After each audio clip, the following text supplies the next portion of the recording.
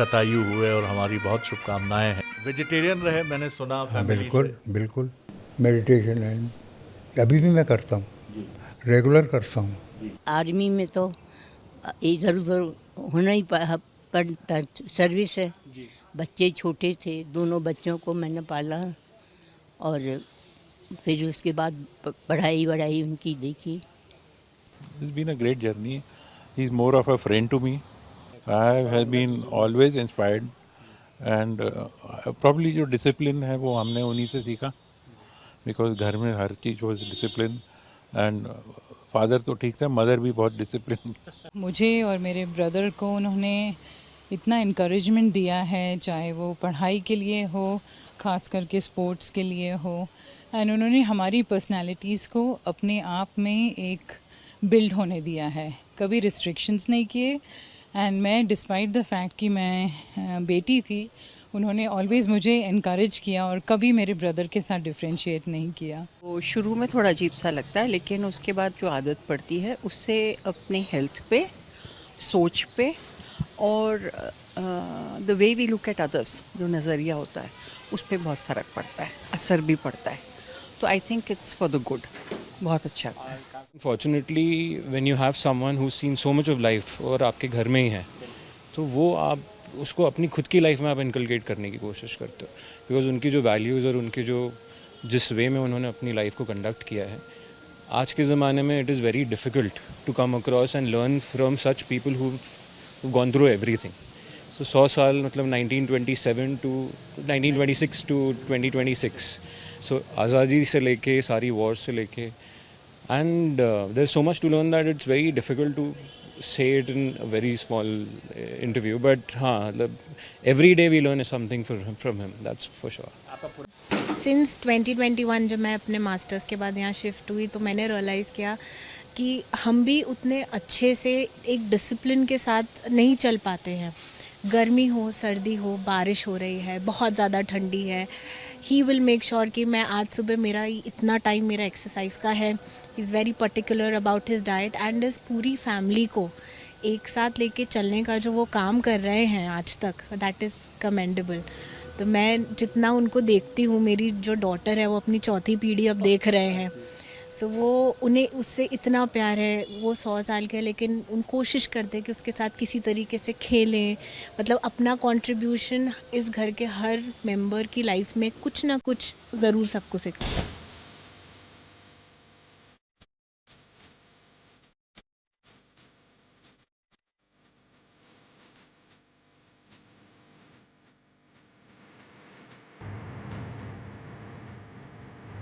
नमस्कार, podcast with शरद, इसमें आपका बहुत स्वागत है। और आज बड़ा ख़ास है ये पॉडकास्ट जिसमें हम आपसे रूबरू हो रहे हैं, आपसे मुलाकात कर रहे हैं। और आज मैं रोमांचित हूँ आपको ये बताते हुए कि जिनके साथ मैं बैठा हूँ और हमारी टीम है। कुछ मौके ज़िंदगी के ऐसे होते हैं कि जब आपको ऐसा लगता है कि आपका इस प्रोफेशन में होना, जिसे हम जर्नलिज्म कहते हैं, सार्थक हो गया।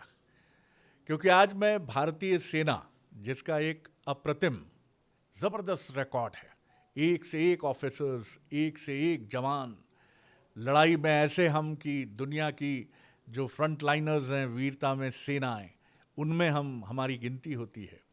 तो एक ऐसे ही ऑफिसर भारतीय सेना के जो शतायु हुए हैं, 100 वर्ष उन्होंने पूरे किए हैं। मद्रास सैपियर्स से उनका एक बहुत ही गौरवशाली जुड़ाव रहा है। और आप कल्पना कर सकते हैं कि आज़ादी के बाद से लेकर करीब करीब उन्होंने मुझे एक मॉन्यूमेंट छोटा सा दिखाया। उन्होंने कहा कि 100 वर्ष पूरे नहीं किए, 82 वर्ष ज़बरदस्त काम के, शानदार 82 वर्ष हैं ये। देखिए कितना जीने का, ज़िंदगी को देखने का, समझने का उनका नज़रिया कितना बड़ा है। और मद्रास सैपियर्स जहाँ से वो जुड़े रहे, कर्नल एसएस दवे से मैं आपकी मुलाकात करा रहा हूँ। और उनकी जो रेजिमेंट रही मद्रास सैपियर्स, वहाँ से भी अभी 24 जून को टुकड़ी यहाँ पर आई और बहुत शानदार तरीके से उनका इस्तकबाल किया, उनका स्वागत किया। और इसे मिलिट्री हेडक्वार्टर्स में भी देखा गया, क्योंकि सच बात है कि अगर हम भारतीय अपने निर्वाचन आयोग की बात करें और देखें तो भारत में बमुश्किल 2 लाख लोग होंगे, 95 करोड़ से ज़्यादा मतदाता हैं ऑन रिकॉर्ड। आबादी तो हमारी 1 अरब 40 करोड़ से ज़्यादा है, लेकिन इसमें सिर्फ 1.5 से 2 लाख लोग ऐसे हैं जो शतायु या 100 वर्ष की आयु पूरी करते हैं। एक अनुभव का दस्तावेज है वो। मैं काफ़ी देर से उनके साथ बैठा था, इतना मज़ा आ रहा है उनसे बात करके। तो चलिए सीधे उनकी तरफ चलते हैं और इतिहास के पन्ने भी पलटते हैं और थोड़ा सा वर्तमान और भविष्य में भी झांक लेंगे उनके साथ। सर, बहुत स्वागत करता हूं आपका। Thank you sir. जी, आज आपके साथ बैठ के हम वो पुराने पन्ने पलट रहे हैं। तो सबसे पहले, जैसा आपने मुझे बताया कि आपका जन्म महाराष्ट्र में हुआ, तो थोड़ा सा बचपन याद करिए, अर्ली, जब आप 15-16 साल के थे, उस समय का भारत, उस समय के एक किशोर के माता पिता, और महाराष्ट्र के किस शहर में आपका जन्म हुआ? मेरा जन्म अहीरी सब डिवीज़न है, उसका जो डिस्ट्रिक्ट सब डिवीज़न का जो हेडक्वार्टर है वो अहीरी था। अच्छा, गढ़चिरौली डिस्ट्रिक्ट, गढ़चिरौली, हाँ, बिल्कुल तेलंगाना और महाराष्ट्र के के बॉर्डर बीच पर में, है। हाँ जी। एक नदी वहाँ से है, प्रणुति करके, जी वो नदी भी वहाँ से पास होती है। जी।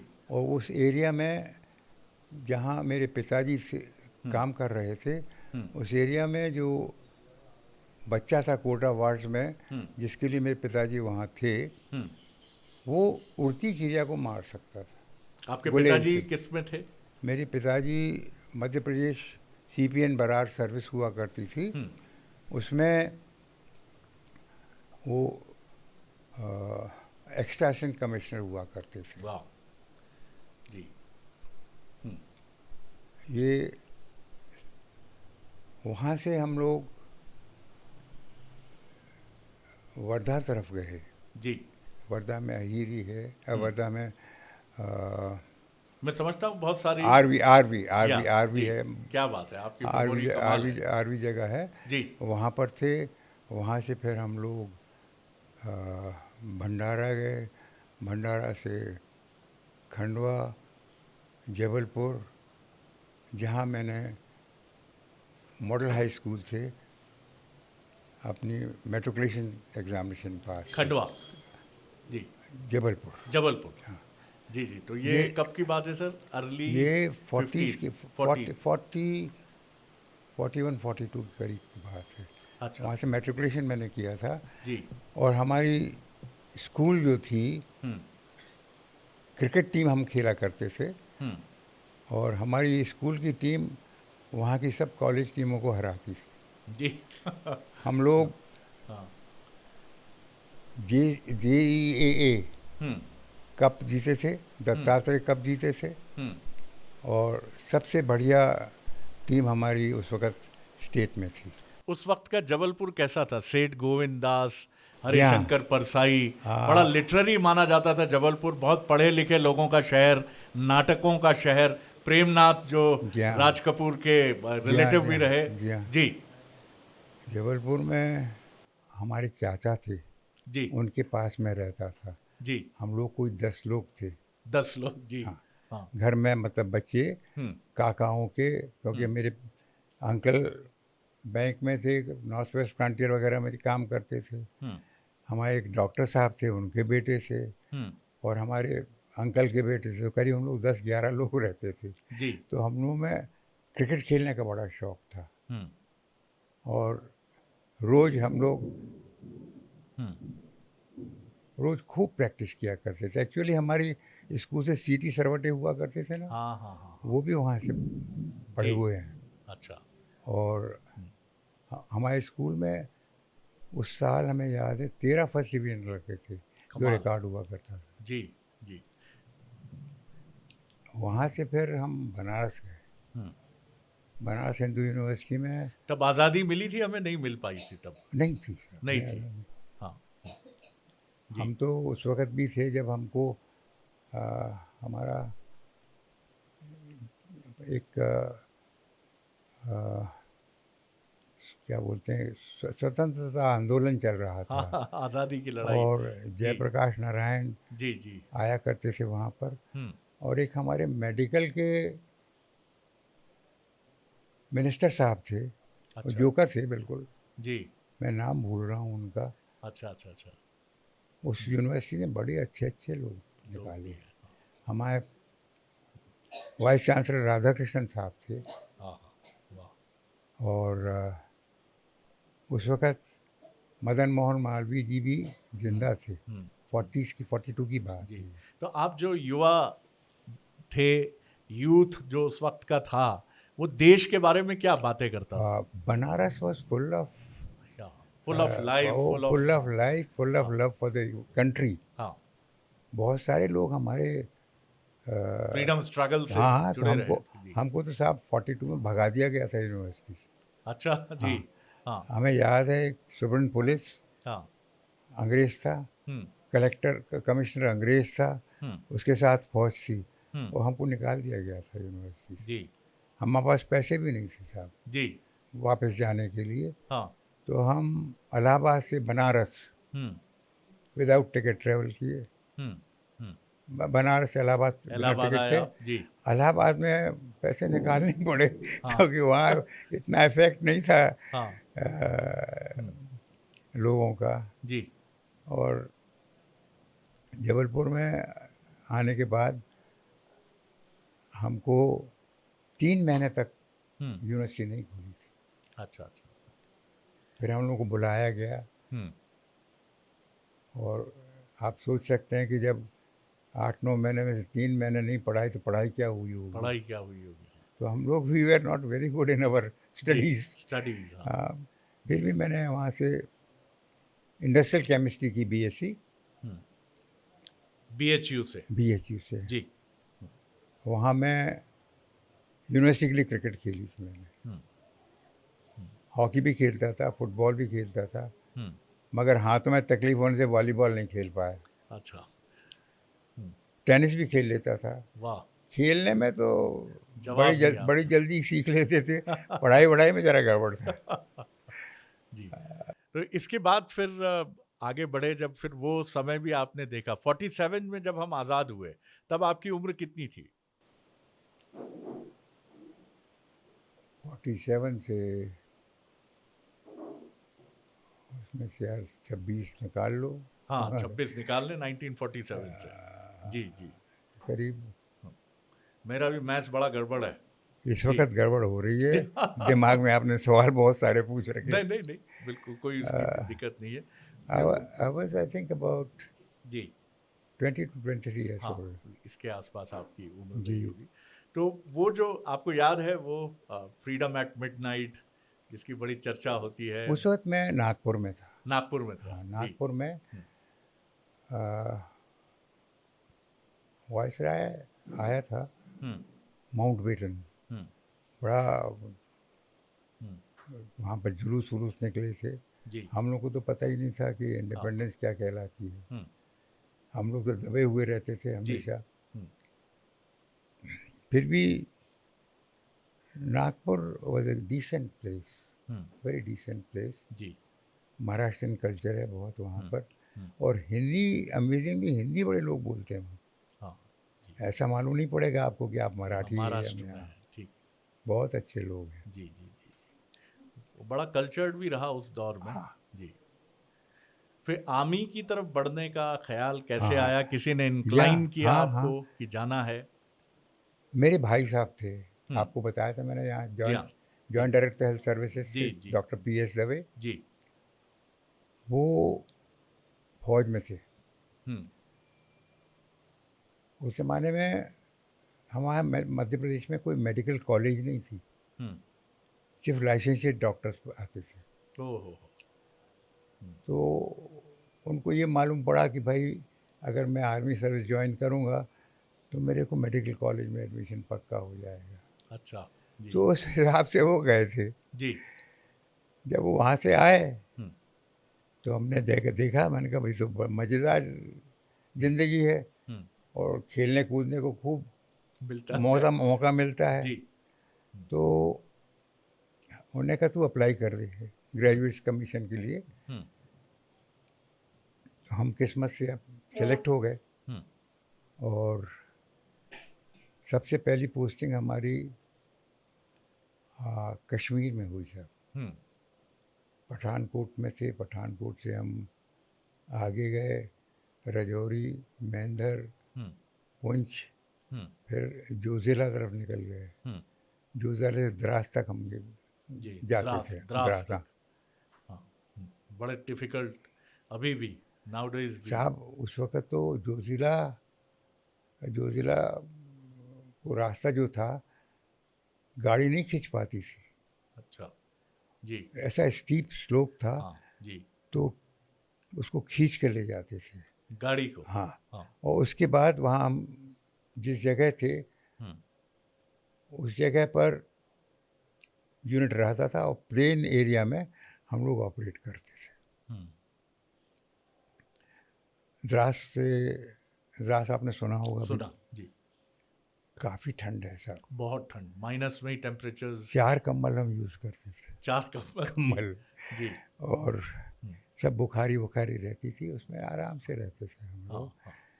फौज की तरफ से तो हमको बहुत मदद मिली। वो गर्म सिगड़ी जो रहती नहीं साहब, एक सिलेंडर रहता है। अच्छा, सिलेंडर, उसमें लकड़ी डालते हैं। अच्छा। और उसका एग्जॉस्ट एक रहता है। हाँ। कमरे के बाहर कर देते हैं। अच्छा। उसको जलाते हैं तो रेडिएट हो जाती है हीट। अच्छा अच्छा अच्छा। हाँ, बड़ा कंफर्टेबल रहता था।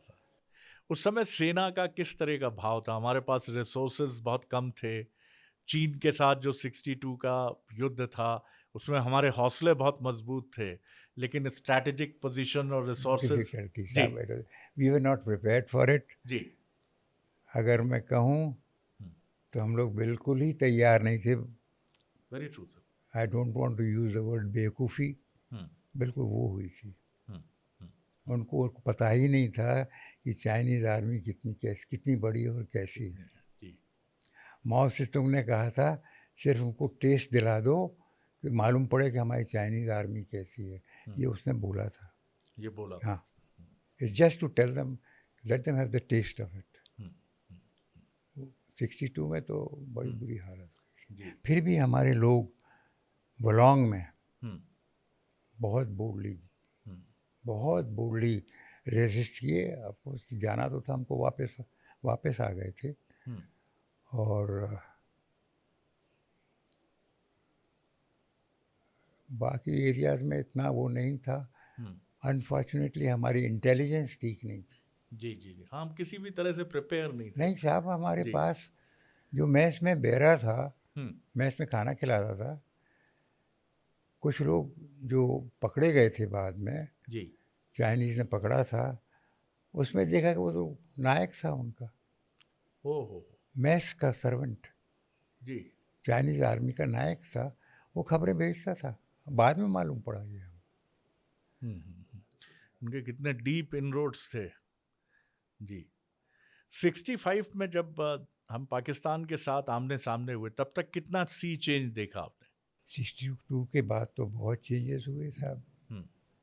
बहुत चेंजेस हुए। उनने मालूम कर लिया हमारी कमज़ोरियाँ कहाँ हैं। उन कमज़ोरियों को दूर करने की कोशिश करी। रेगुलरली अपग्रेड होता गया और अब तो आपकी टॉप आर्मी है। हमने जैसा बांग्लादेश के ऑपरेशन में देखा था जी, वहाँ के लोग बंगाली इतने त्रास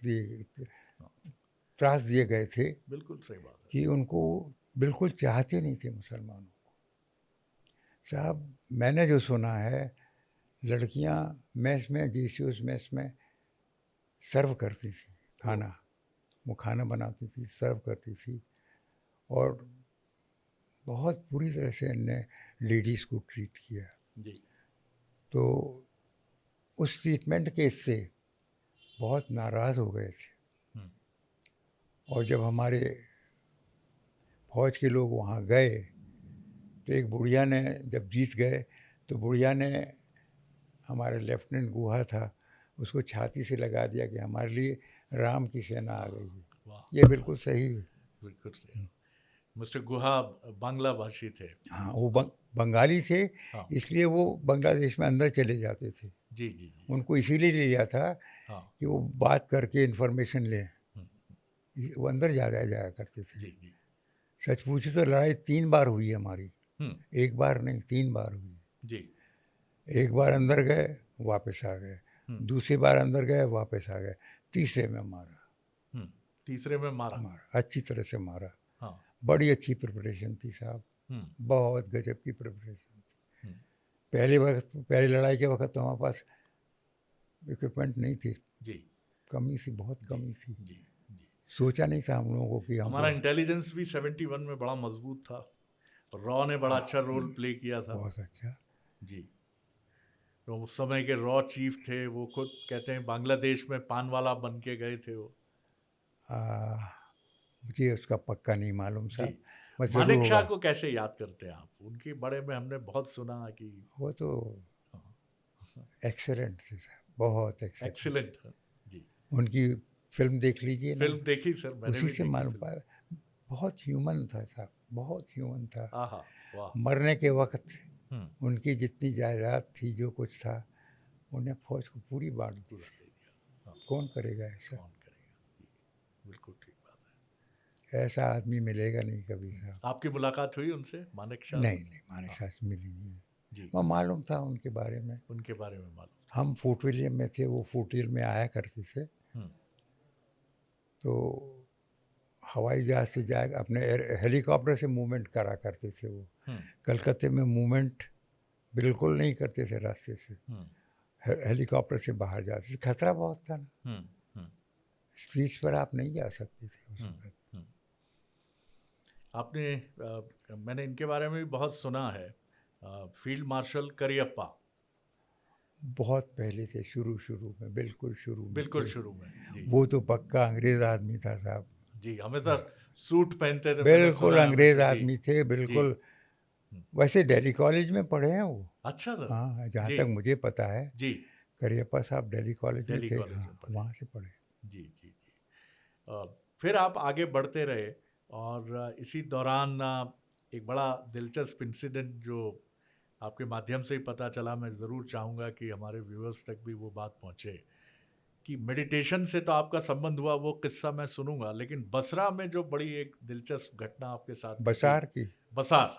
हाँ, बसार की। जी, कि आपको एक जैसे एक प्री वार्निंग मिली हाँ साहब। कि कुछ ऐसा होने वाला हाँ है, बिल्कुल अलर्ट साहब, रहो। हाँ जी, बिल्कुल साहब, बिल्कुल जी। पक्का। मैं तो जानता नहीं था ये सब चीज़ें, हम्म, मगर मेरे को जब सोकर उठा जी। तो लगा कि मेरे को गला कोई दबा रहा है। बसार नॉर्थ ईस्ट में है सर? नहीं साहब, हाँ जी, नॉर्थ ईस्ट में है। नॉर्थ ईस्ट में। जी, मैं मेरा भाई था वहाँ, कज़न था मेरा वहाँ, जी। उनके यहाँ मैं सो रहा था। हम्म, थका हुआ होऊंगा ज़रूर, अच्छी नींद आई थी। हाँ। पॉलिटिकल अफसर की जीप थी, हम्म, उसमें आया था। हम्म, और जब वापस गया हम्म, तो साहब, क्योंकि मुझे मालूम था कुछ गड़बड़ होने का है, हाँ। मैं बिल्कुल तैयार था इसके लिए। हम्म, मैंने जीप को नाले में, अब नाला कहता हूँ, पहाड़ के नीचे वैली में जाते देखा, बिल्कुल देखा मैंने। ओ, और सडनली आई फाउंड कि करीब 25-30 फुट गए होंगे, एक छोटा सा पेड़ था, उसकी टहनी जीप के टायर और बम्पर के बीच में आ गई और हम बच गए। मेरे साथ 7 लोग थे, वो तो चिल्ला रहे थे कि मर गए मर गए मर गए। मैंने कहा घबराओ नहीं, तुम लोग सब ठीक ठाक हो। वो उनकी जीप की गाड़ी थी।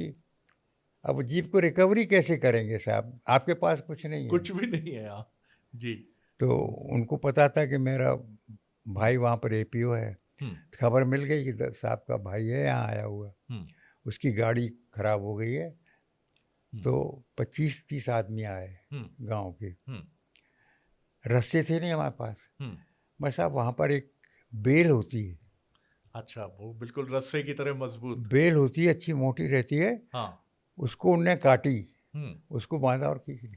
जीप खींच ली उन्होंने। खींच ली वजह से। विली। हाँ, विली विली जीप। जीप थी। हाँ। तब तक आप मेडिटेशन शुरू कर चुके थे या नहीं नहीं? नहीं, नहीं, लेकिन ये मतलब ये साहब ईश्वर की कृपा आपके साथ रही। सीड सी हाँ, बीज बीज थे बीज आपके बीज भीतर। बीज था साहब।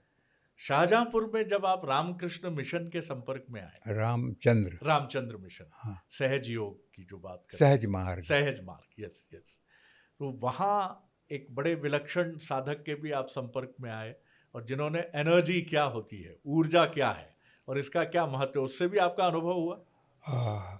वो रामचंद्र महाराज जी उस वक़्त सबसे बड़े अभ्यासी थे, वही सब सदगुरु थे वो। अच्छा, उनसे ही मुलाकात हुई आप जी। हाँ। वो ऐसा हुआ था कि मैं दिल्ली में था, तो मुझे मेरे भाई थे वहाँ पर, जो असिस्टेंट पोलिटिकल अफसर बताया था ना, आपने बताया जी, वो बाद में इंडियन फ्रंटियर एडमिनिस्ट्रेटिव सर्विस में दिल्ली में अपॉइंटेड थे जी। उनके पास मेरे काका रह रहे थे। काका नागपुर में शायद इनके संपर्क में आए थे, रामचंद्र जी महाराज के जी।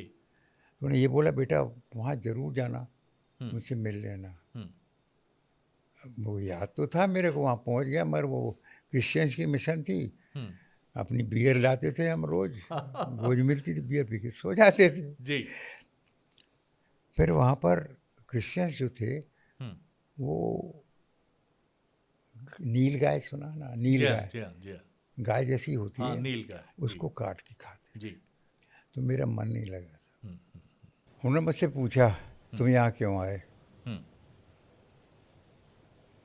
सीधा बोला, मैंने काका ने बोला था, मैं आ गया, क्योंकि हमारी जॉइंट फैमिली है साहब, जी जी, बड़ा बोलता है वो मानना पड़ता है। फिर बार बार मेरे को बोले कि तू मेरे सीख ले, मैं चुप हो जाऊं। मैंने कहा मेरे को ऑलरेडी एक सदगुरु ही है, वो भी उसने कृपा दी, अब मेरे को दूसरी क्या जरूरत जी। कहते नहीं, ऐसा नहीं है। कौन है तेरे वो? मैंने बताया सत्साई बाबा है। कि भाई वो दुनिया में तू कुछ भी मांगेगा तेरे को दे देते, जो कहते वो तो कर देते, मगर जो मैं करता हूँ वो नहीं कर सकते थे। अच्छा, हाँ। सीख ले तू, मैं कुछ नहीं बोलूँ। चौथे दिन जब मैं आने लगा कि बाबूजी मैं जा रहा हूँ आज, तो कहते हैं, मैंने चरण स्पर्श किए उनके, बैठ जा यहाँ, आँख बंद कर। 10 मिनट साहब उसने एनर्जी पोर करी। कुछ उन्होंने स्पर्श किया आपको या ऐसे? अरे साहब वो तो दूर ही, खुद ही सोर्स ऑफ एनर्जी। हम तो बैठे रहते थे, he used to surround me with energy. Very powerful man, lean and thin, फूक दो आप तो चले जाए, इतने दुबले पतले थे जी। करीब 77 साल के होंगे।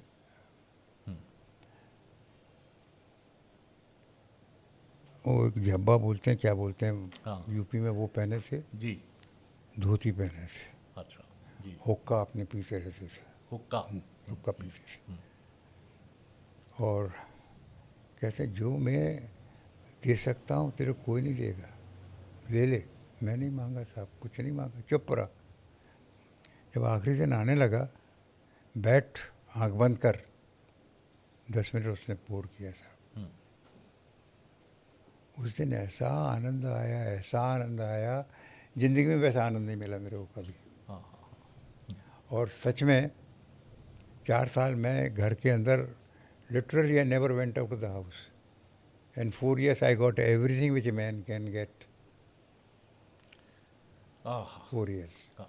There is nothing more than Omkar. Omkar is the last thing experience. Very true, sir.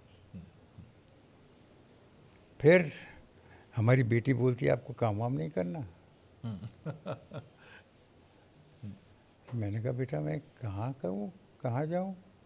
इसने एक एडवर्टाइजमेंट आया था Indian institute of management Ahmedabad से, तो इसने एप्लीकेशन लिखी, तुम जाओ वहाँ पर।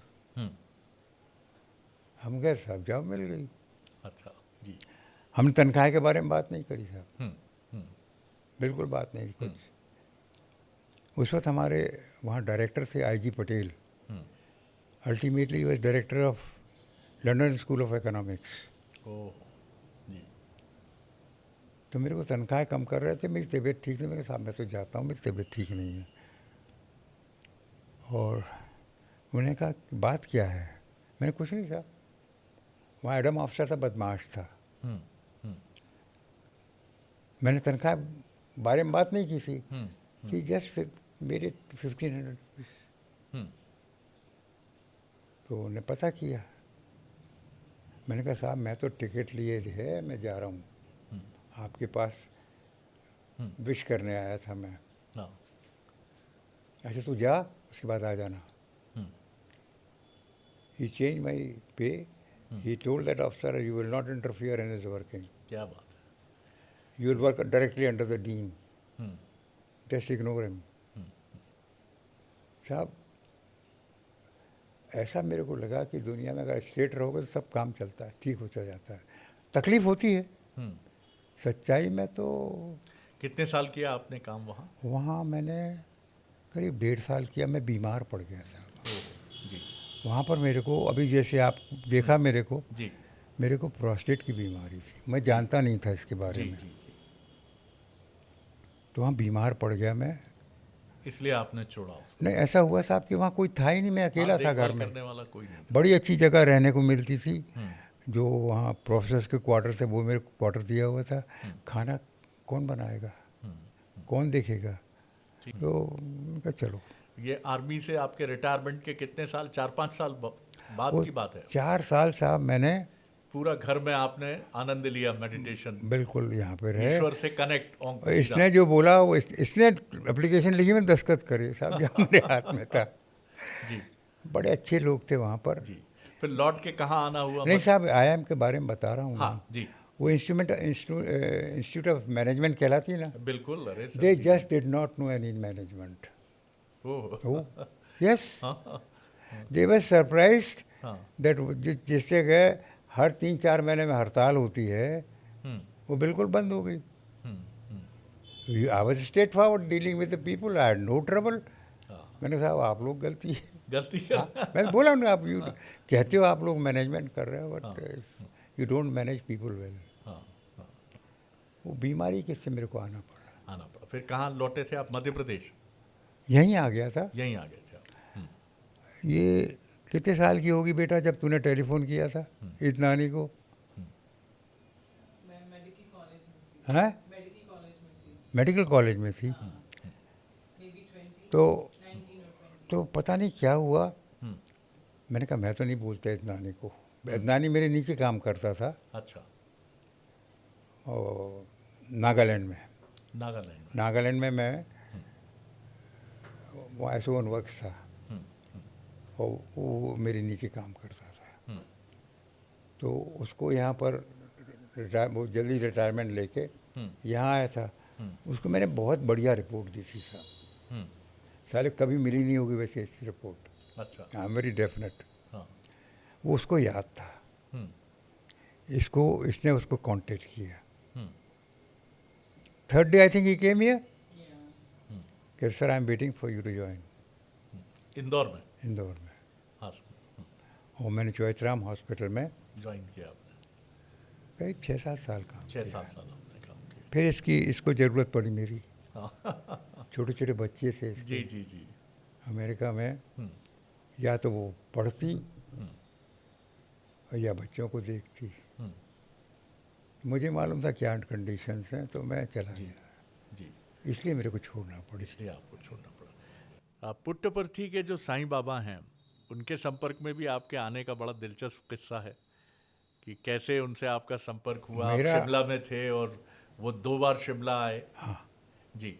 वो हमारे, नाम तो नहीं लूँगा, उनका एक सज्जन थे जी। उन्होंने कुछ गड़बड़ किया था जी, फंड्स जी, के बारे में। जी। तो मैंने कहा यार ये सेक्रेटरी है उनका, तो उसको तो बता दूं, let him know what is wrong with the institution.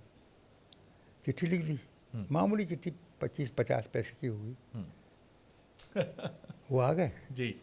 आ गए। हाँ। और भरी सभा में, बड़ी भारी सभा थी, हम नहीं थे वहाँ पर उस वक्त। दफ्तर से हम 5:30 बजे करीब वहाँ पहुँचे होंगे। जैसे हम वहाँ पहुँचे उनने शुरू कर दिया कि तुम्हारा भाई या कोई रिश्तेदार गलत काम करेगा तो माफ़ कर दोगे, उस पर एक्शन नहीं लोगे, और दूसरा कोई होगा उस पर एक्शन लोगे, ऐसे मत करना। जिन्होंने गड़बड़ किया था वो उनके फॉलोअर थे? उनके डिस्ट्रिक्ट ऑर्गेनाइजर थे भाई। ओ हो इन बड़ी शिमला? चीज, हाँ वो तो साहब फ्रॉड आदमी था। जी जी। He got 6 months। हम्म। It's not a small punishment. जी जी जी। बट देखो किस्मत उसकी, हाँ, बाबा ने उसको जेल नहीं जान दिया। जेल नहीं जाने हाँ, दिया। वो हमारे यहाँ 6 महीने जी। अंडर डिटेंशन था, हम्म। बच गया, जेल नहीं गया।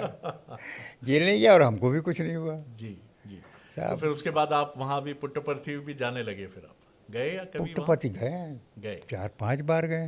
हाँ। कैसा पाया आपने? उनके भी चमत्कार के बड़े किस्से हमने सुने हैं।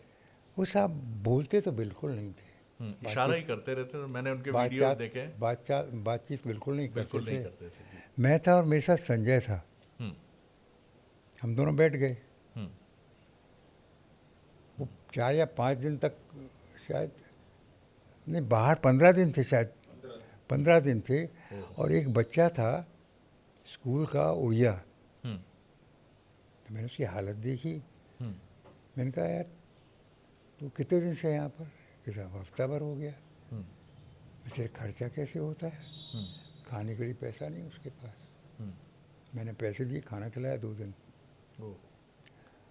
और मैं ध्यान में कहता रहा कि ये आदमी को देखो, साले आदमी यहाँ आते हैं बाहर से जी। और इनको खाने पीने को भी इंतजाम बड़ा था, पैसे चाहिए थे। पैसे नहीं होते थे बेचारों के पास। पता नहीं वो उनको कैसे मालूम पड़ गया। दूसरे दिन आ गए थे ना। अच्छा, वो आ गए, उनको आ ये गए। पता चल गया? मैंने कुछ बोला नहीं साहब, हाँ। उनको पता पड़ गया। ही केम और मेरे को बोलते हैं what do you want, all my resource are available for you. मैं ध्यान कर रहा था, वो वहाँ से कम 150-200 फुट दूर होंगे अपने कमरे में। मैं कमरे में ध्यान कर रहा था। What do you want, all my resource are available for you. I never asked him anything. अरे भिखारी थोड़ी है यार हम। क्या बात है, वाह। रामचंद्र जी भी ये बोलते ले ले, मैंने कहा नहीं, मैंने नहीं मांगा। हाँ। अरे भिखारी मांगता है यार, हम क्यों मांगे? क्यों मांगेंगे? मिलता है इनसे, फिर आप भी देते हैं आपको, बट ऐसे नहीं देते। टेस्ट करते हैं आपका? नहीं साहब, हाँ। आपका एनर्जी लेवल उनको मालूम है, ठीक है ना। तो डोजेज जो डॉक्टर देता है उसके हिसाब से होती है। हाँ हाँ हाँ, कितनी सुंदर बात कही आपने। तो क्या वो बात। लिमिटेड एनर्जी डाल देते हैं वो, जो आदमी सह सकता है। सबको नहीं मिलती। आप जाके वहाँ सिर मारो, 1000 दिन रह लो, कुछ नहीं होगा। और आपको दिन आए तो फटाक मिल जाएगा, आपको पता ही नहीं पड़ेगा और मिल जाएगा। That's how it is. बिल्कुल ठीक कहा आपने। बड़ा, वो तो बहुत बड़ा आदमी था सर। जी। Very unfortunate, very unfortunate. उनके पीछे लोग पड़ गए थे, पड़ गए थे। गलत चीज़ें थी। Controversies and all this. नहीं साहब, उनके पैरों में दर्द होता था, अच्छा। बहुत दर्द होता था साहब। वो एनर्जी देते थे ना, आप समझे नहीं।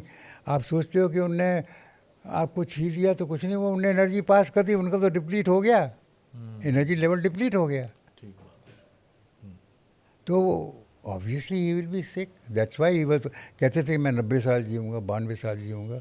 वो तो सिर्फ 78 साल जिए। 78 साल की है। तो ये लोग तो महानुभाव महान हैं, लोग थे। बहुत बड़े। एक आपके निजी जीवन की मैं बात करूं तो जिस तरह से आपने ये शतायु हुए, और हमारी बहुत शुभकामनाएं हैं कि क्रिकेट में सेंचुरी एक बहुत ही इम्पोर्टेंट मकाम होता है। आपने क्रिकेट में भी खूब ग्लोरियस इनिंग्स खेली, और ज़िंदगी की इनिंग भी आपकी बहुत शानदार है। तो वेजिटेरियन रहे, मैंने सुना हाँ फैमिली बिल्कुल से, बिल्कुल। वेजिटेरियन रहे शुरू से ही। और क्या रहा, मतलब जैसे मेडिटेशन से तो मुझे समझ आया कि ज़िंदगी के टेंशन्स को आपने हाँ हमेशा साहब, अच्छा है किनारे आपने, किया आपने। बिल्कुल सही बता रहा हूँ मैं मेरे को हाथ पैर में दर्द होता था। कितनी अस्पतालों में गया मैं, MH Pune, AFMC Pune, Bangalore MH, Calcutta MH, Delhi MH, जहाँ गया वहाँ मैं बताऊँ वो ठीक है, तुम तो ठीक हो, तुम तो ठीक हो। मैंने कहा भाई दर्द होता है? कहते नहीं सब ठीक है। मेरे साथ मेजर हॉक थे, वो क्रिकेट खेलते क्रिकेट थे। वो एएमसी के थे, तो उनको पता था कि यार मैं ठीक बोलेंगे, सडनली मेरे हाथ में तक ताकत ही नहीं, बिल्कुल उंगली में ताकत नहीं।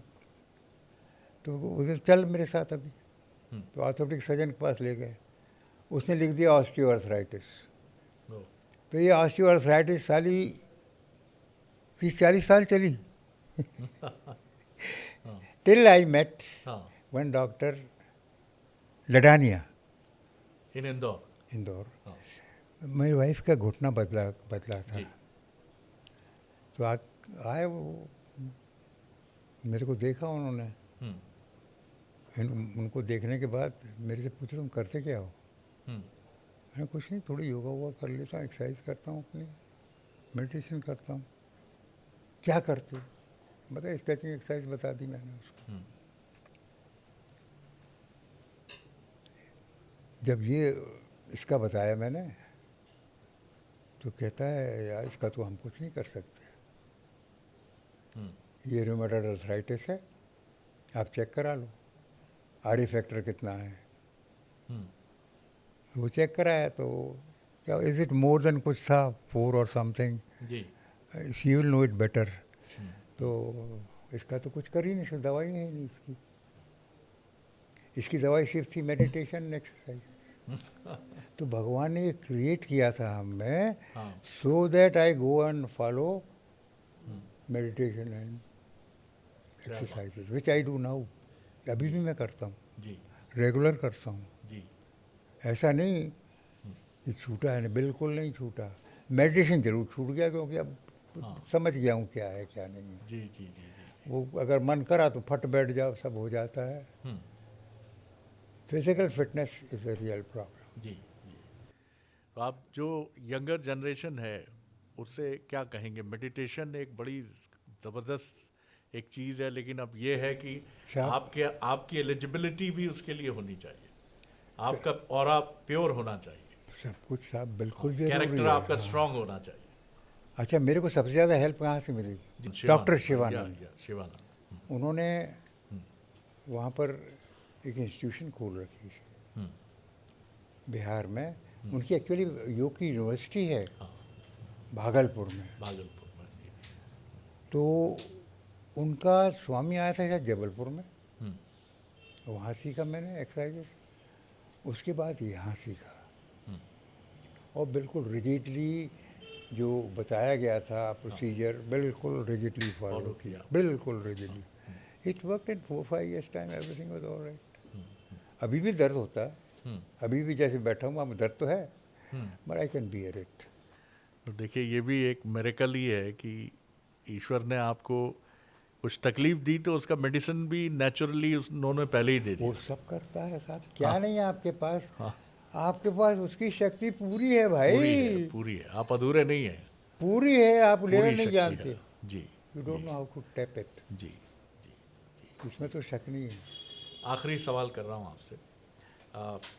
100 वर्ष हो गए हैं, शतायु आप हो गए हैं, ज़िंदगी में अभी भी मैं देख रहा हूँ फुल ऑफ एनर्जी है सर। इतनी एनर्जी तो हमारे भीतर नहीं है। नहीं सर, कैसी बात कर रहे हो? जिस तरह से आपको देख रहा हूँ मैं कि ज़िंदगी में जितनी दिलचस्पी आपकी है, आज की यंगर जनरेशन को मैं देखता हूँ ज़रा सी बात पे नाराज़ हो जाना, ज़रा सी बात पर ज़िंदगी से खफा होके मौत का रास्ता चुन लेना, जॉइंट फैमिलीज़ जो हैं वो ब्रेक होती चली जा रही हैं। मुझे बहुत अच्छा लगा आपके यहाँ आया मैं तो एक पूरा भरा पूरा परिवार देखने को मिला मुझे।